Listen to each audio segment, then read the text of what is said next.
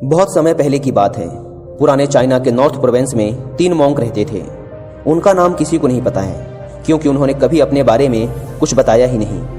उन्होंने कभी किसी बात का जवाब नहीं दिया। चीन में बस उन्हें 3 हंसते हुए भिक्षुओं के नाम से जाना जाता था।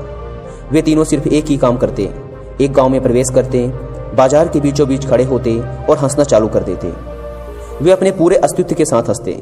अचानक लोगों का ध्यान उनकी तरफ खींचा चला आता और धीरे धीरे उनके चारों तरफ एक बड़ी भीड़ इकट्ठा हो जाती। वे इतनी एकाग्रता, तल्लीनता व संपूर्णता के साथ हंसते कि उनकी हंसी देखकर सारा गांव हंसने लग जाता। जब वो पूरा गांव हंसी के समुद्र में डूब जाता तो वे दूसरे गांव चले जाते। वे ना तो कुछ बोलते थे, ना ही कुछ उपदेश देते और ना ही कुछ शिक्षा। वे जहां भी जाते अपनी हंसी से ऐसा माहौल बना देते कि लोग अपने सारे दुख दर्द भूलकर बस हंसने लग जाते। धीरे धीरे चाइना के लोग उन्हें बहुत प्यार करने लगे और वो पूरे चाइना में फेमस होते गए 3 लाफिंग मॉन्क के नाम से। चाइना के लोग उन्हें बहुत प्यार करते, उनका सम्मान करते। इससे पहले और उनके बाद भी कभी किसी ने इस तरह से प्रचार नहीं किया कि जीवन केवल एक हंसी होना चाहिए और कुछ नहीं। वे विशेष रूप से किसी पर नहीं हंसते थे।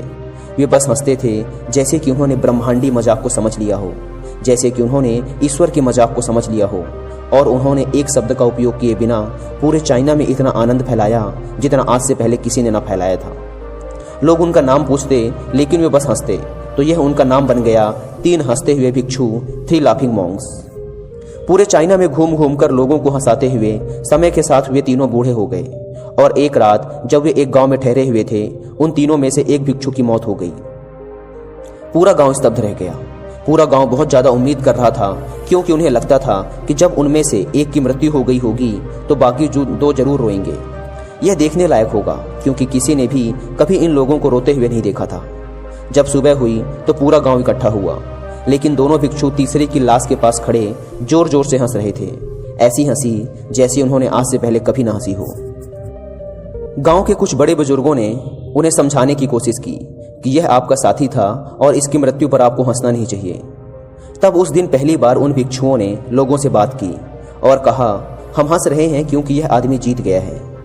हम हमेशा सोचते थे कि पहले कौन मरेगा, लेकिन इस आदमी ने पहले मरकर हमें हरा दिया। हम अपनी हार व इसकी जीत पर हंस रहे हैं। इसके अलावा यह कई वर्षों तक हमारे साथ रहा। हम एक साथ हंसे, हमने एक दूसरे की मौजूदगी, उपस्थिति का आनंद लिया। उसे अंतिम विदा देने का इससे बेहतर तरीका और क्या हो सकता है। हम केवल हंस सकते हैं। लेकिन पूरा गांव उदास था। जब मृत भिक्षु के शरीर को अंतिम संस्कार के लिए चिता पर लिटाया गया तो सारे गांव वालों को एहसास हुआ कि शेष 2 भिक्षु केवल मजाक नहीं कर रहे थे, वह तीसरा जो मृत था वह भी हंस रहा था।